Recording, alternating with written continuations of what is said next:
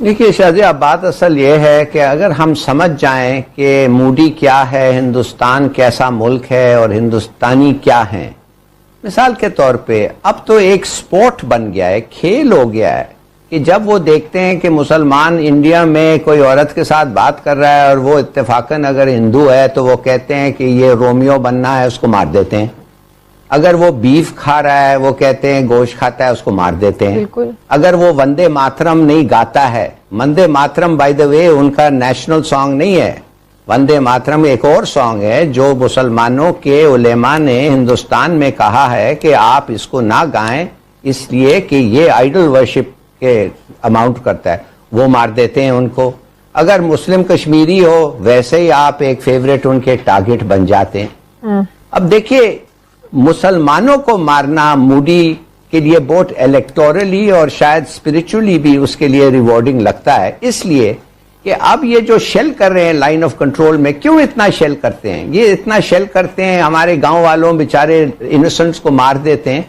हम जब वापस शेल करते हैं तो आपको पता है कि कश्मीर में ज्यादातर दूसरे साइड में भी मुसलमान होते हैं। तो अगर हम जवाबी फायर करें और भी मुसलमान मने तो उनके लिए तो एक डबल बेनिफिट है, एक बोनस है। तो हमें क्या करना चाहिए आप बताएं? अगर हम उनको शेलिंग करें और जवाबी कार्रवाई करें तो मुसलमानों को हम मारते हैं। सही। तो मेरे ख्याल में हम लोगों को फिर इंटरनेशनल बॉर्डर पे चले जाना चाहिए और उधर जिधर हिंदू हैं, अगर आप समझते हैं ऐसा इस किस्म का रवैया मुनासिब है, मैं तो नहीं समझता, मगर अगर फिर आप खामखा इनोसेंट हिंदूज को मारना चाहते हैं तो आप चले जाएं किसी और बॉर्डर एरिया पे जिधर हिंदू रहते हैं, उनको मारने लग जाएं। देखिए, बात असल ये है कि हमें बार बार शुक्र करना चाहिए कि हमें एक मुल्क मिला है, कि हम मुसलमानों को पाकिस्तान मिला है। और मैं तो समझता हूं कि इससे वाज़ेह हो जाता है कि बेहतर है मरना कि ऐसे लोगों के साथ रहना, जीना और उनके साथ सोचना भी कि हम उनके साथ रह सकते हैं। जनरल साहब, आखिरी सवाल, ये भारत को किस बात का जोम है कि भारतीय वज़ीर दाखिला ने कह दिया कि पाकिस्तान में घुसकर भी कार्रवाई कर सकते हैं? ये जोम तो बिल्कुल क्लियर है, ये जोम उनको अमेरिका का जोम है और कोई जोम उनको नहीं हो सकता, क्योंकि अच्छी तरह पहले पूरे 70 साल की तारीख है, उन्होंने जब भी हमारे साथ पंजा आजमाया, उनको पता है कि क्या सूरत हाल सामने पेश आती है। और मेरा ख्याल है कि अमेरिका ने, ये मेरा अंदाजा है, मैं इसका इजहार कर रहा हूँ कि अमेरिका ने इनको ये शोरत दी है कि आप कुछ कर लीजिए, जब भी पाकिस्तान कोई जवाबी कार्रवाई करने के साथ साथ जब भी कभी दूसरे का नाम भी अगर पाकिस्तान ने लिया तो हम फौरी तौर पर पूरी दुनिया को उसके खिलाफ लाके खड़ा कर देंगे और एक बहाल बना लेंगे। और मेरा ख्याल ये उसी तरफ जा रहे हैं, ये चाहते हैं कि वो हमें इतना प्रेशर में लाएं कि हम किसी किस्म की बात करें। मेरा अपना अंदाजा ये है कि हम उनको कन्वेंशनल फील्ड में भी एक अच्छा सा जवाब दे सकते हैं। और हिलाली साहब ने तो खैर इंटरनेशनल बॉर्डर की बात की, मेरा अपना अंदाजा ये है कि हम लाइन ऑफ कंट्रोल पर भी उनको अच्छा जवाब इस तरीके से दे सकते हैं कि जिसमें सिर्फ उनके जो सिपाही हैं, जो फौज है, उसके ऊपर हम हमला करें।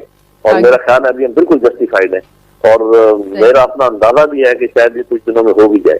बिल्कुल आप ठीक कह रही, मेरा ख्याल है कि अभी वो टाइम खत्म हो गया कि आप बार बार चीज को बुलाएं, या अगर बुलाएंगे जिसको भी फायदा नहीं है।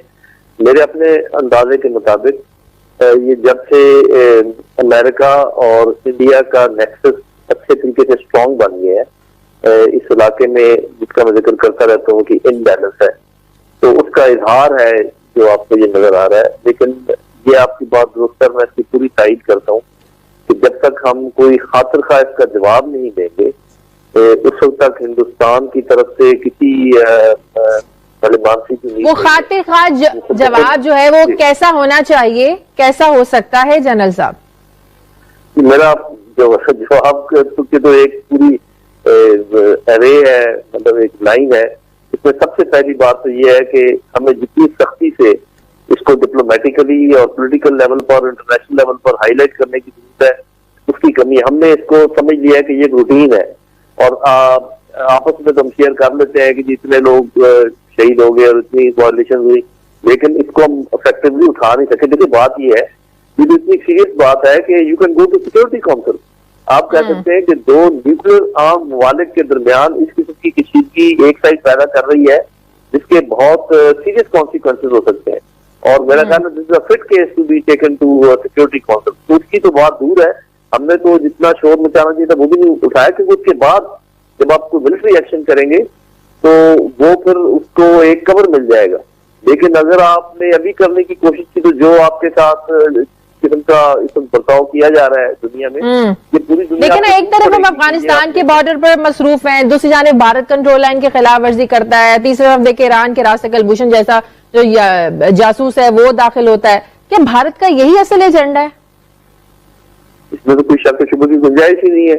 मेरे ख्याल जितने लोग जो नजर रखते हैं अमूर के ऊपर और जो समझते हैं ऑब्जेक्टिव इस नेक्सस के भी और स्पेशली भारत के भी, भारत ने अमेरिका के साथ ये जो किया है मुआहदे किए हैं इसने, वो उसमें ये काफी बड़ी रिस्क ली है भारत ने। अदरवाइज नॉर्मली आपने देखा है कि उनकी नॉन अलाइंड अप्रोच रहती है, लेकिन उन्होंने अपने इंटरेस्ट को पूरा करने के लिए अमेरिका के कुछ इंटरेस्ट का साथ देने का फैसला किया है, जो कि भारत की तरफ से एक बहुत बड़ा कदम है।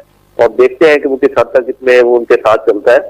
तो वो उसने अपने कश्मीर का मसला हल करवाना है, उसने पाकिस्तान को इतना प्रेशर में लाना है कि वो कश्मीर की बात भी खत्म कर दे और बाकी हेजेमनी मान ले यहाँ पर भारत की, जैसे कि अमेरिका भी चाहता है। ये बहुत बड़ा ऑब्जेक्टिव है इन दोनों का, जिसको ये मिलकर आगे बढ़ा रहे हैं।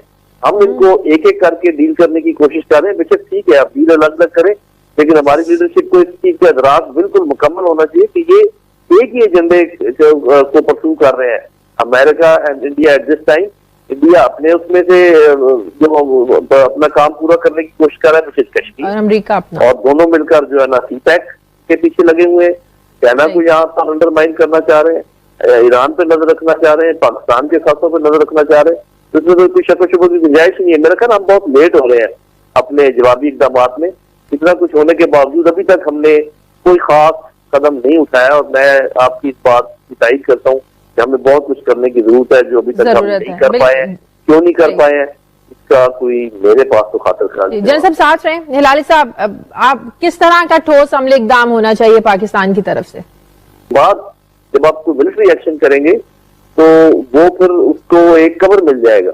लेकिन अगर आपने अभी करने की कोशिश की तो जो आपके साथ किस्म का इस बर्ताव किया जा रहा है दुनिया में, ये पूरी दुनिया। लेकिन एक तरफ हम अफगानिस्तान के बॉर्डर पर मसरूफ हैं, दूसरी जानिब भारत कंट्रोल लाइन की खिलाफ वर्जी करता है, तीसरी तरफ देखिए ईरान के रास्ते कलभूषण जैसा जो जासूस है वो दाखिल होता है। क्या भारत का यही असल एजेंडा है? इसमें तो कोई शक शुबह की गुंजाइश ही नहीं है।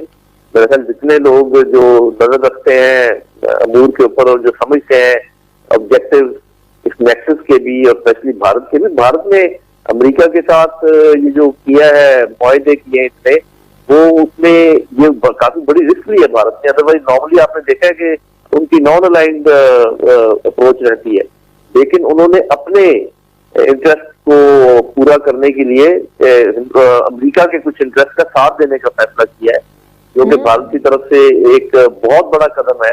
और देखते हैं कि वो किस हद तक इसमें वो उनके साथ चलता है। तो वो उसने अपने कश्मीर का मसला हल करवाना है, उसने पाकिस्तान